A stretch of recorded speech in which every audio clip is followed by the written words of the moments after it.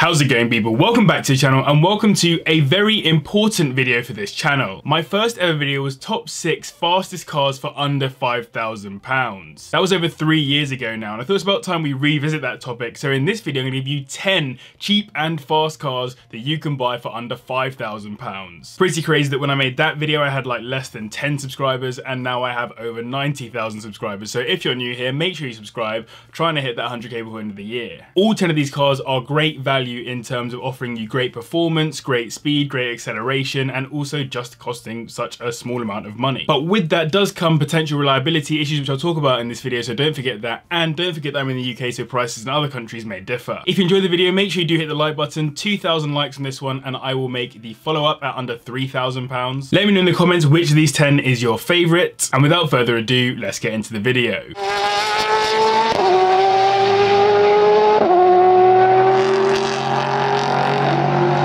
Let's kick this video off with the Porsche Boxster 986 with its 2.7 litre Boxster 6 engine that puts out 220 brake horsepower and does 0 to 60 in 6.7 seconds. Now I'll probably talk about future classics a fair bit in this video as all of the cars are pretty old at this point, but the Boxster is a certified example. On release, many Porsche enthusiasts weren't fans of the fried egg style headlights, deviating from the standard round ones you'd expect on a Porsche, instead matching the 911 GT1 race car. However, in the last few years, these, alongside 996 911s, have become pretty sought after and have risen in value from below £3,000 at one point to around £4,500 now at the minimum, with £5 grand getting you a 1998 model with around 80,000 miles on the clock. Owners and reviewers alike praise this car for having the exceptional handling you might expect from a Porsche, and though you're not getting the slightly more finely tuned S for your money, you still get a nice classic Porsche interior and a generally sporty little appreciating classic car to enjoy that has a bit of pace. The most catastrophic issues with these will likely have happened by now as well, and according to Porsche Club GB, cars that have done more than 50,000 miles generally don't suffer from cracking cylinder bores. IMS and RMS failures are the known issues, but noted as being fairly infrequent now. Next up is a car that appeared in my original video back in 2018, the Subaru Impreza WRX, which is a 2 litre turbocharged Boxster 4 engine, which makes 221 brake horsepower, taking it to 60 in 5.7 seconds. For under 5k, you'll mostly find the estate example, which isn't a bad thing in my opinion, as though the saloon is definitely the sportier model with the rallying pedigree. I'm an absolute sucker for estates, and the Impreza estate looks so good. The kind of car that would be a bunch of fun to take on an adventure holiday, especially thanks to its all-wheel drive layout. I'm sure you're aware of the differing facelifts for this car, so I'll leave the choices on those up to you, but the one thing that I think is maybe a slight letdown on these compared to German equivalents on this list is the interior.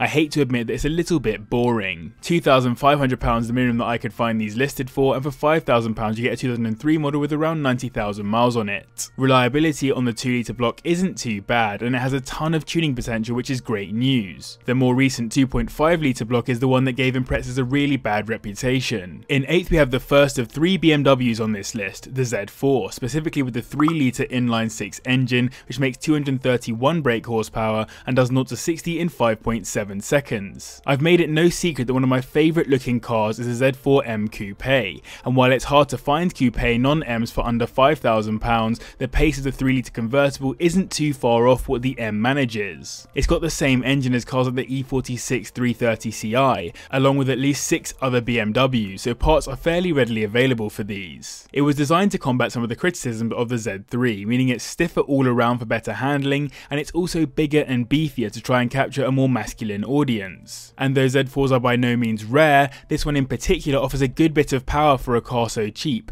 and makes a reasonably nice noise too out of that inline 6. I found these listed for £3,700 at the lower end, and £5 grand to get a 2004 model with around 80,000 miles on the clock. Other than Vanos seals going, oil leaks appearing, and some reports of rear springs cracking, the 3 litre block isn't too bad on reliability. Worth working out whether you want auto or manual too, as owners are actually very positive about both. When I was first looking at getting a cheap sports car car a few years ago, the second generation Audi TT with the 3.2 litre VR6 engine was one of my two main options. It puts out 246 brake horsepower and a 0 to 60 time of 5.7 seconds and is about as close to the TTS as you can get for under £5,000. It starts at around £4,500 for high mileage and still has pretty high miles at the 5k mark. This TT was built to capitalise on the success of the original car and uprate it to a more modern standard. It has aluminium for the front end and steel for the rear in an attempt to give it 50-50 weight distribution to benefit the handling. It of course remained all-wheel drive with the Haldex part-time system as standard. The key thing for me that makes the second gen so nice is the interior. It's nice and simple, but also sporty and ultimately a very nice place to be, having been in them quite a few times. And the VR6 block, though quite heavy in the car, is powerful enough to keep the car going relatively quick and sounding good. I can't believe these are available for under £5,000, as back when I was after these a few years ago you wouldn't find any under £8,000. The DSG gearbox on autos can go wrong and coil packs are a known issue of course, but other than that the majority of problems I could find aren't too major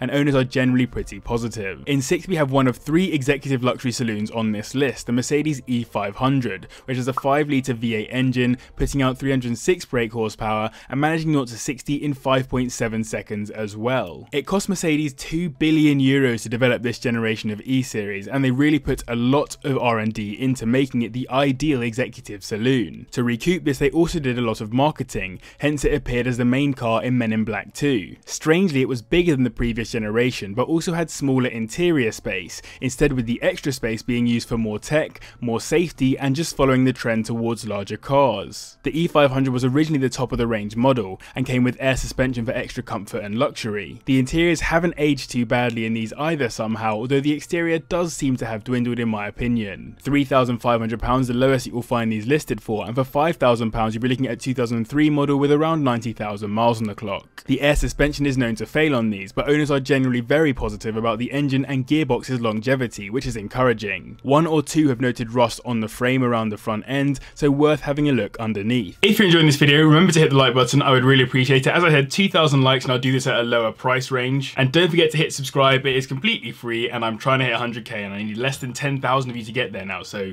let's get it. On to the top 5 now, and in 5th is one of my favourite cars to talk about in list videos, the Lexus GS450h, another luxury saloon with a 3.5 litre hybrid V6, which makes 341 brake horsepower, taking it to 60 in 5.7 seconds. Despite being pretty big, with quite a muscly look alongside those slightly sleeker lines, it's actually a pretty unassuming car, as in I don't think many people would be expecting you to slap them off the lights in one of these, but it is surprisingly quick. That pace is matched by its luxury as I mentioned, as it has leather throughout on all but the base model, not to mention the heated and ventilated front seats and a high quality audio system on basically any spec. It's definitely the slightly more adult car on this list. Despite having a luxury focus, its core theme is to be simple, hence the dashboard is pretty sparse, with all the important buttons hidden away behind a panel by the driver's knee. £4,000 the minimum that I could find these listed for, and at £5,000 you're still looking at pretty high mileage examples from around 2008. The major benefit of one of these however is the reliability, and though some have had issues with battery packs, mechanically the engine is exceptional and has won multiple awards for how well it has been built. In 4th is the Nissan 350Z, which is also starting to teeter over the 5k mark, starting at £4,000 for high mileage examples and £5,000 for examples with around 80,000 miles on the clock.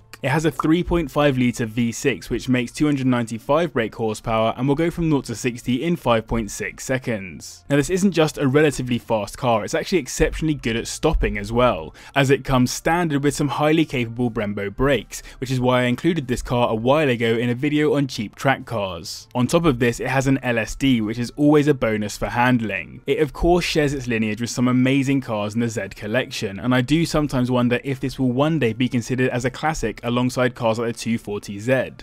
Let me know in the comments if you have any opinions on that. You can get it as either a coupe or convertible, but for under £5,000 it's quite difficult to find any that haven't been modified, as people absolutely love to mess with these because of their price and the massive aftermarket they have. Excessive oil use, synchro issues and general interior build quality problems are the main ones on these, and it's worth mentioning that any examples before 2007 are considered to be less reliable as Nissan modified the cars for those later years. seconds. In third is the Jaguar XF, which you'll mostly find with the smaller 4.2 litre V8 engine, but can find with the 5 litre V8 that puts out 379 brake horsepower and does 0 to 60 in 5.5 seconds. It took over from the S-Type as the middle saloon offering from Jaguar, ahead of the XE and behind the XJ. Though there are many engine choices for these, the 5 litre V8 is an absolute weapon, even if it doesn't come with the supercharger that you get in the R. That's not the end of the world though still, as you can get a premium luxury spec with the naturally aspirated V8 that comes with a plush interior, which was new for Jaguar at the time, that came with the choice of a few luxurious trims. With the joint largest engine on this video, you know it sounds pretty good too, so not only is it quick and luxurious, it'll annoy the neighbours. You'll find both 4.2 and 5 litre examples starting at the 5k mark, and obviously more 4.2 ones for that kind of money, but they will have a lot of miles on them. Electrics are the main cause of problems on these, and if the 5 litre block does go wrong, it can cost an absolute fortune to repair. Fortunately, it's running well under the power it could be running as it's non-supercharged spec, so many owners have put well over 150,000 miles on these without any major problems. In second, we have another BMW, the 645 Ci, with its 4.4 litre V8, which makes 328 brake horsepower and does 0 to 60 in 5.4 seconds. This is the second generation 6 Series, named the E63, no relation to the Mercedes of the equivalent name. It's a coupe version of the E65 series, though slightly shorter in chassis length,